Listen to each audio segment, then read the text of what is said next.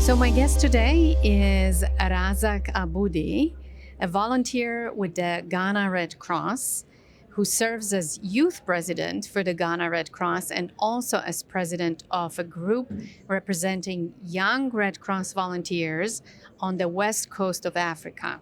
So this is quite a large area. It includes the Red Cross societies of Nigeria, Benin, Togo, Ghana, Ivory Coast, Sierra Leone, and Liberia. Razak, thank you for joining us. Thank you for having me. We're speaking on day one of the IFRC General Assembly taking place here in Geneva, where you've also just been honored as one of the 5 recipients of the Henry Davison Awards, named after our founder of the IFRC. How does that feel? Well, that makes me feel confident. That makes me believe that whatever I'm doing is not gone unnoticed. There are a lot of people that are watching what I'm doing, so that inspires me to um, do a lot more, so that it can increase my impact. But I don't take it to be like it's a personal achievement. For me, I think it's a tribute to the tireless work of my national society and the entire West Coast at large. So, one reason why you were honored with this award is your commitment to young people in Ghana and the west coast of Africa, particularly your dedication to motivating young people to get involved and change the world. And you were very inspiring in your acceptance speech earlier this morning. What are the main issues that young people in Ghana and the entire west coast of Africa want to address and work on? Yeah. First of all, my our first one that I'll have to talk about is climate change. That is one of the biggest issues facing the youth in West Africa and in Ghana at large, because a majority of young people in West Africa, they some of the majority of them are unemployed, and the only way they resort to get to end their living is more time farming. And climate change, you have disrupted the cycle and all that. People no Yes. longer yield the best they used to, and it's affecting a lot more. And the other thing has to do with high cost of living in West Africa. We haven't people are having finding it hard to end living on daily basis. So it's one of the major impacts facing West Africans and Ghanaians at large. You've said one of your main goals is to highlight the accomplishments and the potential of West Coast youth. How do you see that potential, and what are some of the things that you're doing that are inspiring for yourself? Oh, thank you. Myself, right? Like, what am I doing great? Yeah, that has to do with the selfless service that I'm delivering to Ghana and the entire West Coast at large. Because for me, it's not always my background, where I come from. That is where I drive my motivation from. So it is not extrinsic; it is intrinsic. It is built up in me. I draw my motivation from my story. How have been helped before. I have been given free food. I have been helped during disasters and all that. And I think it is time for me to reach back and then help the society, Yes. and also inspire, not only reach back and help the society, but also try as much as I can to get people on board. Draw the spirit in people, in young people, so that they can bring up. Because young people, trust me, they are the people that are having, that innovative mindset. They have the energies to drive the change that we expect in the world. So for me, it's giving this service back to the society that inspires me to continue doing more. Yes. Yeah. And how do you see the role of young people changing in today's world as people who make change? So the young people as the change makers and make a difference in their communities. Yes, for me, I think young people are changing, and they are using the power of technology. Because young Yes. people, they are the initiators of projects. If there's any project that comes, young people that are going to execute it in communities and all that. Because for me, I've always believed in these local actions. That is why, because that is on ground. Those people that are on ground. So I think we are doing well. because they are the people that execute projects. And then young people are exposed to technological platforms where they used to do advocacy and other related. So I think young people they have the technological platforms, so they use that to advocate for other issues and all that. Yeah. One of the key issues you're taking on, and you mentioned earlier, is climate change. Yeah. What are some of the key impacts of climate change in Ghana Wow. and the entire region? Yeah. Just briefly, I know that there's a lot to be said. Sure. There's a lot. Yeah. As I said earlier, one of the major work for the largest population in Ghana, they venture into agriculture because we don't have much people that are literate. So majority of them, even some of them that are literate, sometimes it's hard to find job. And majority of them venture into agriculture. But because of the cycle is now being disrupted. I mean, drought, the northern part of Ghana is facing droughts. The southern part of Ghana is facing flood or other unpredictable weather conditions that disrupt the cycle and prevent them from having yield. So it disrupts their means of getting income and all that. Yeah, so it's one of the bigger impacts. You talked about something called climate-preneurship. Yeah. What does that mean, and how does it help people deal with this phenomenon? Yeah, and climate-preneurship is something that is so dear to me because I personally conceived that idea, and I think it's something that is more like a two-way sword. It's one edge of it is getting the people that are executing the project income, finances. The other aspect of it too is stopping climate change. You see how beautiful it is. So climate-preneurship is actually is for vegetable farmers. We did it for vegetable farmers, and our target is women farmers. We do it specifically for women farmers because they are the people that are facing a lot of the negative impacts of this climate.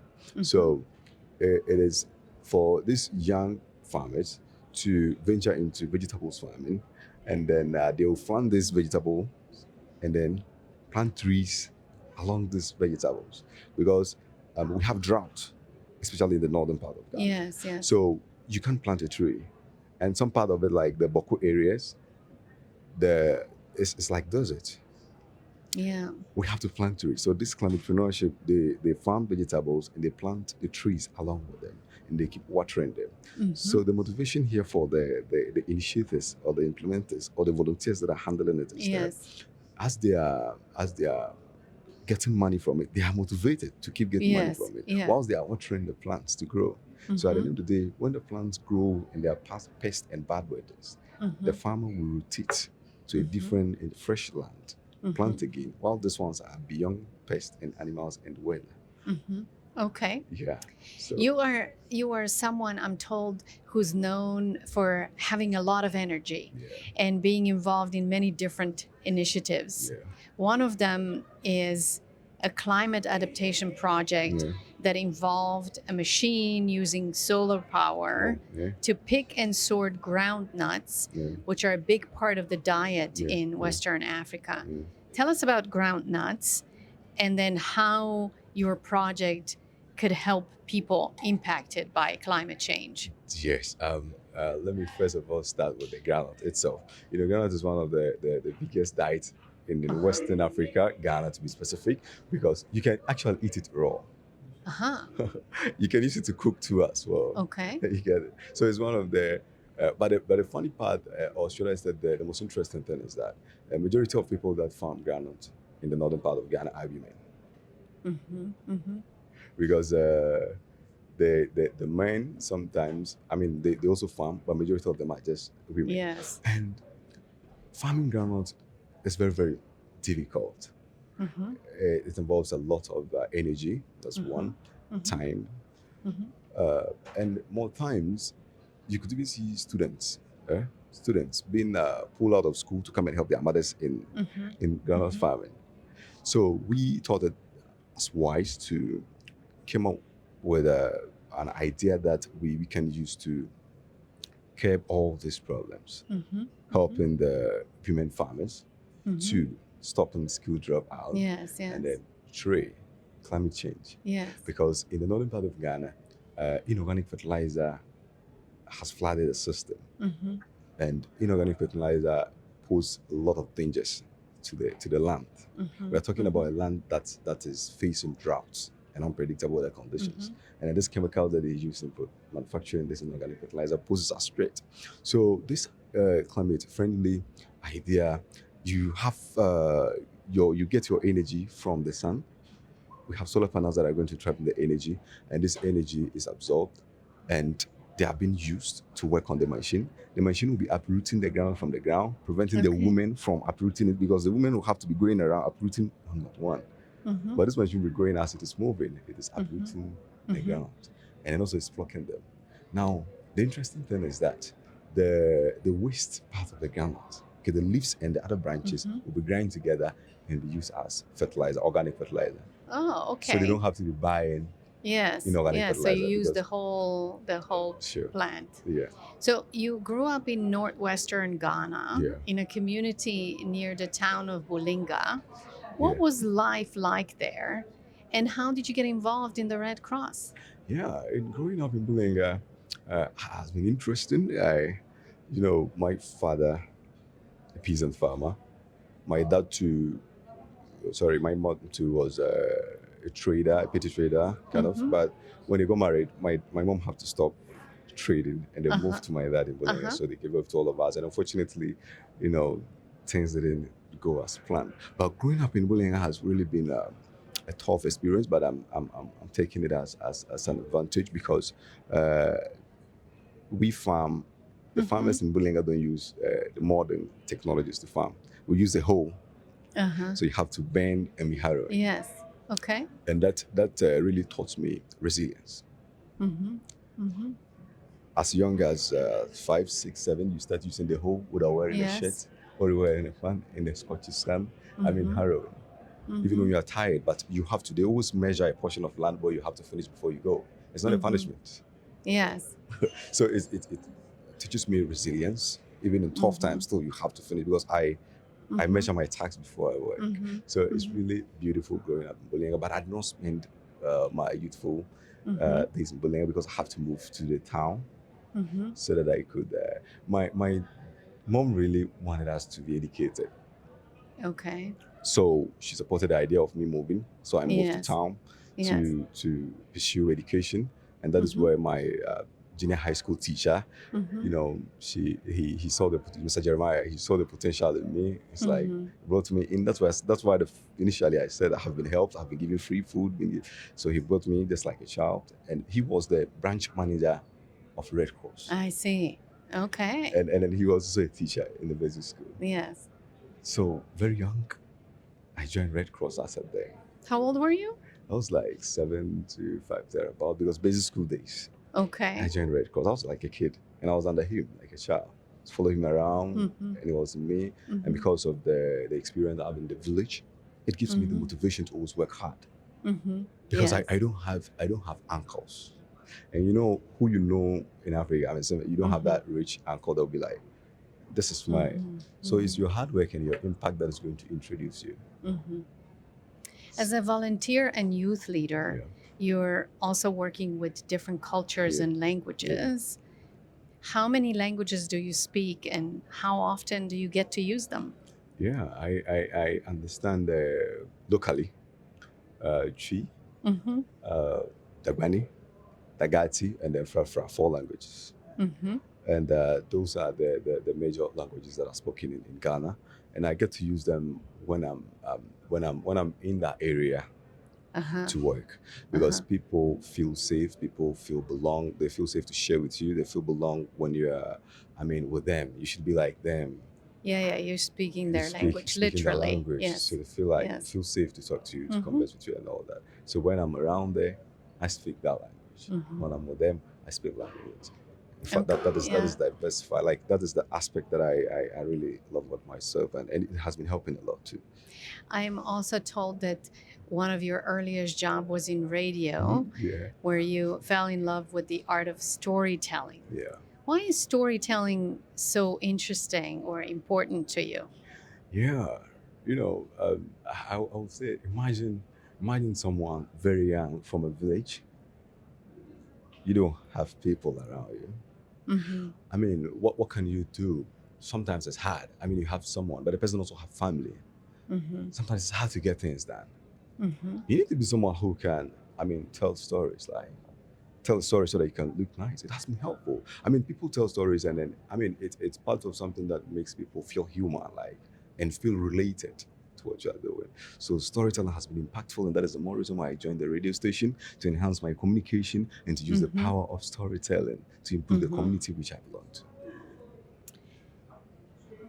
You are also committed to the prevention of non-communicable diseases Yeah, and health issues like high blood yeah, pressure. yeah. Why is that an urgent issue? Yes, that is very urgent because if you look at the statistics, Mm-hmm. I mean, globally, non-communicable disease is one of the major killers. And the fact that the aged are the people that are dying doesn't mean we, the young people, should close our eyes towards that. Because the young people that tend to be old gradually, we are all going to age. And we have people, like my mom who process charcoal. I don't know whether you know Mm-hmm. charcoal, to sell and then support me to finish education. Imagine one of these just wake up to be like she's dead, or maybe something happens to her. She don't even get to enjoy, I mean, Mm-hmm. the seeds she sowed to be like me. Yes, yes. Imagine I'm even still maybe in my final year in the senior high school or college, and then she got, part of her got stable or something. I can't continue education. I have to use all my money to pay for work. And Mm-hmm. then when you look at the source of this non-communicable disease, it's just simple. I mean, lifestyle and the diet is something that people can easily prevent, but it eats up the society into its fiber, and people are dying on a daily basis. So it's so personal, and then we have to fight it. Speaking of diet, Ghana is known for its Yeah, great food, yeah, and there are many healthy components yeah, to the Ghanaian diet, but there are also some parts that are not so great for yeah, your health. yeah. For example, one staple, fufu, Okay. is very rich in sugar Yeah, and is a major contributor to heart yeah, disease. yeah. How are you trying to address the issue uh, in Ghana? How do you influence people to live and eat in a healthier way? Yeah, my I last year, I think, not just this year, like so a few, like 4 months ago, I was elected as a West Coast Youth President, and that is our first project, non-communicable disease. And we are trying to use the powerful tool, which I think that's a powerful tool, that is communication, the use of media and then other platforms to advocate for things like this. That in Ghana, fufu is the best. I mean, when you look at it, you can't even. Anytime that you find yourself in Ghana, you have to reach out. I'll get you that. I mean, it's best, and traditionally, especially the southern part of Ghana, but it's very rich in starch. I mean, Mhm. concentrated. So we are going to use the communication tool. We are going to go down to the community levels to explain it with them. And then there's a strategy that we are bringing on board, the gossip strategy. It helps. Mhm. The gossip strategy to help this non-common. Yeah. It's something that, in Africa, women goes to fetch water. And then where you can get people gathered more times and where they talk more and feel related is wells or boreholes where they fetch water from. That is where real talking happens. And then information, if you want to pass information, for me, that's what I think, is passing it through women. In bedrooms, they'll discuss with their husbands. You Mhm. get it? So we're going to go down to these areas, talk to them. And this gossip strategy, when you get it to them here, they discuss it among themselves and they send it back home. And it's changed. We always ask our guests to bring an object Yeah, that has some special personal meaning to yeah. them. Can you tell us what you brought, or at least talk about it? Why Yes. does it have a special meaning for you? Yeah. I brought a belt. Uh huh. That's what I'm wearing. I don't know. Okay. Yes. And that belt is a leather belt, a brown leather Yes. belt. And growing up, I told you my mom was in the village Mm-hmm. in Bulinga, and then I was in town. When I completed high school, my mom was very happy. First child. She always said she wants her child to be, it's a dream to let her child be a Karachi. And when you say Karachi in a Ghanaian language, means illiterate, someone who can read and write. She was very happy that she bought me a leather belt. You know why leather belt? Very nice. She wanted me to just dress and look official. Yes. You know, so. Yeah, I can see that. And leather belt is very expensive. So I knew this leather belt, the source of this leather belt is from the savings she did from charcoal production. So I valued it a lot. When I'm going for interviews, that's what I wear because I feel like it has a sense of luck. And today when I was coming, I wore that inside. Yes, so that is it. That's a very touching story. I'm sure your mom will appreciate you telling that story if she listens to this podcast. At the end of the day, with all that is going on in the world, all the bad news that we see coming at us all the time, is there someone or something that inspires you, brings you comfort or hope? Oh yeah, I have a lot of people that inspires me, but chief among them is Kate Forbes, the IFRC president. I've always believed in diversity, and I'm a he for she. And I always say he for she is men that advocate for women.